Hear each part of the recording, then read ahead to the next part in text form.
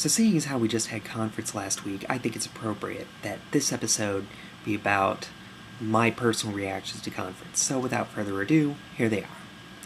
Now, a couple of significant events happened during conference. First, we sustained a new counselor in the First Presidency, Henry B. Eyring, and we also sustained a new member of the Quorum of the 12, Quentin L. Cook. Now, I don't know anything about Elder Cook, so I'll refrain about making any commentary about him, about my speculation of what his service in the Quorum of the 12 will be like, or anything like that. However, we've seen President Eyring for several years now as a member of the Quorum of the 12, and I have a few observations. The first interesting point, let's go back to when President Hinckley became the prophet, and when he chose his counselors, he appointed President Thomas S. Monson, with whom he had already served as a counselor to two other church presidents, and he also appointed President James E. Faust. Now, here's the interesting thing. At that time, his first opportunity to select a new member of the Quorum of the 12, when a vacancy was created, he appointed Henry B. Eyring. And now, he has his first opportunity to choose a new member of the First Presidency. And who does he choose? Henry B. Eyring. Now, of course, callings and appointments in the church are given by revelation.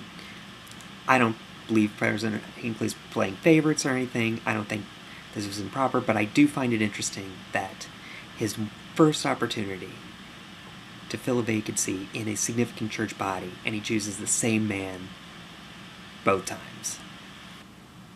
Now let me share with you a few things I know about President Eyring and why I think they're significant. Now, first is a contrast to many of the members of the Quorum of the 12. President Eyring didn't grow up in the mountain regions of Utah or Idaho or areas like that. He grew up in Princeton, New Jersey. Now, I may be wrong, but I think this is the first member of the First Presidency with such a distinct Eastern background that we've had in a long time. Now, he's also the son of a well-renowned scientist, and I've heard statements to the fact that he's even indicated that he believes to some validity of certain scientific theories, including the theory of evolution. Now, I don't know that for certain. It's just a rumor, so don't take my word off. But if that is true, it does signal that there is some sort of a convergence between science and theology that's taking place in the leadership of the church. In fact, another interesting evidence of this convergence happened in Elder Scott's talk, if I can diverge a little bit.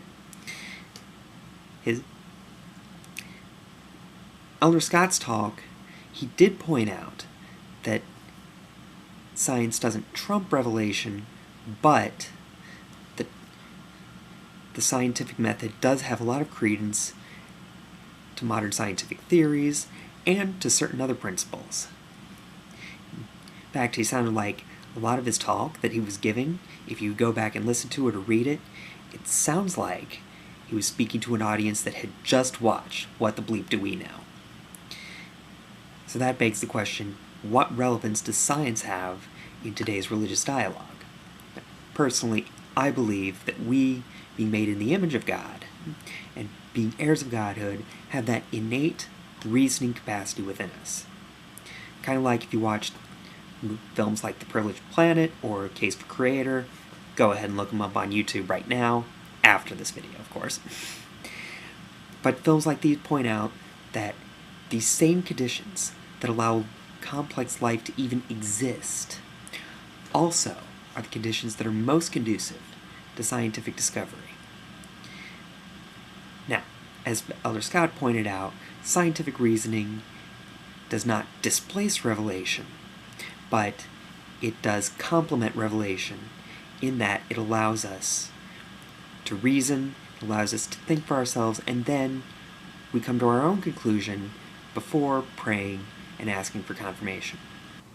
Now, getting back to President Eyring's Eastern roots, I believe this is a natural outgrowth of the growth of the church beyond the state of Utah into most of North America, and even further into the rest of the world.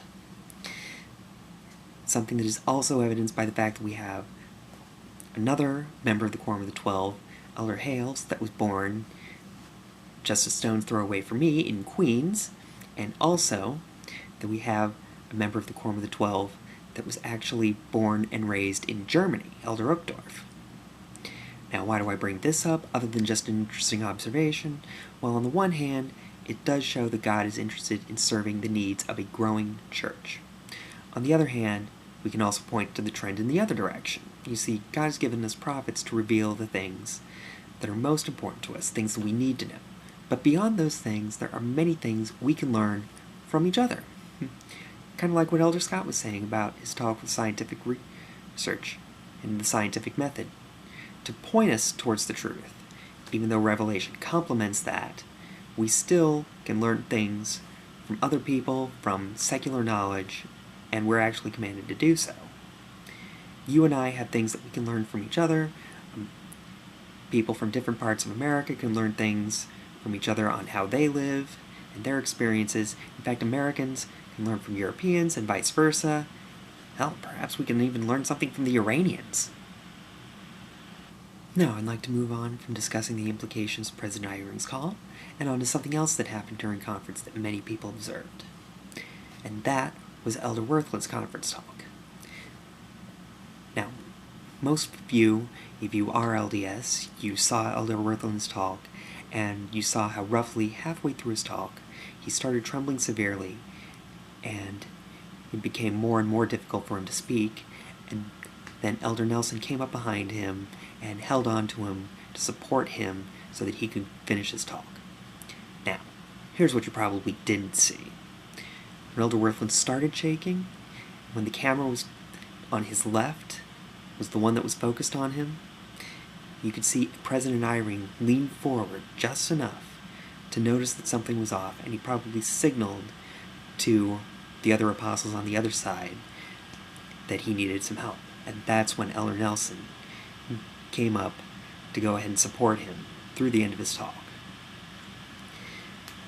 Now, what most people point out in Elder Nelson's act was the generosity and the love that was demonstrated. And that is totally true.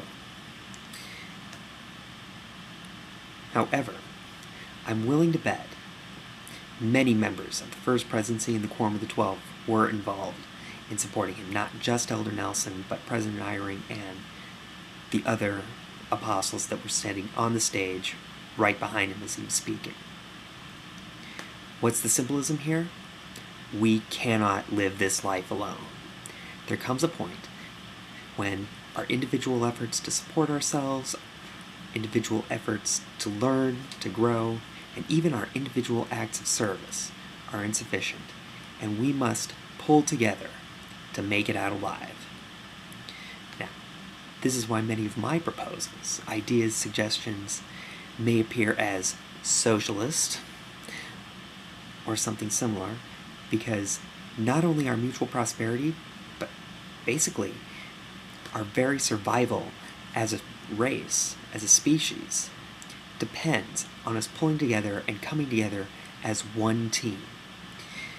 Now, even if you disagree with specific mechanics I may be suggesting, you must admit there's a certain truth to the fact that we have to pull together much more than we are now in order to survive and to succeed.